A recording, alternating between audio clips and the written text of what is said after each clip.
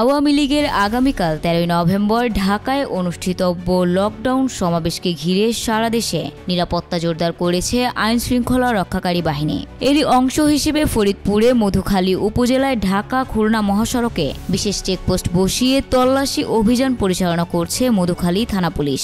বুধবার 2 নভেম্বর সকাল থেকে মধুখালী রেলগেট সহ মহাসড়কের বিভিন্ন গুরুত্বপূর্ণ স্থানে যানবাহন তল্লাশি চালানো হয়। পুলিশ যাত্রীবাহী বাস, প্রাইভেট কার, মোটরসাইকেল সহ প্রতিটি যানবাহন তল্লাশি করে দেখছে কোনো সন্দেহজনক ব্যক্তি বা বস্তু বহন করা হচ্ছে কিনা। মধুখালী থানার ভারপ্রাপ্ত কর্মকর্তা SM নুরুজ্জামান জানান, আগামীকাল ঢাকায় আওয়ামী লীগের কর্মসূচিকে কেন্দ্র করে কেউ যেন নাশকতা বা বিশৃঙ্খলা সৃষ্টি করতে না পারে সেই লক্ষ্যে আমরা মহাসড়কে কড়া নজরদারি রাখছি।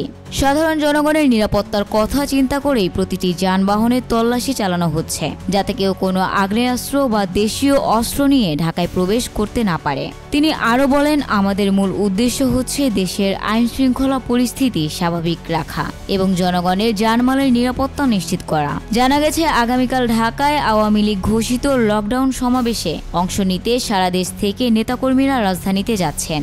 এ প্রেক্ষিতে প্রশাসন ও পুলিশ সর্বোচ্চ সতর্ক অবস্থানে রয়েছে, যাতে কোনো অরাজকতা বা অপ্রীতিকর ঘটনা না ঘটে। Desk report, news Times.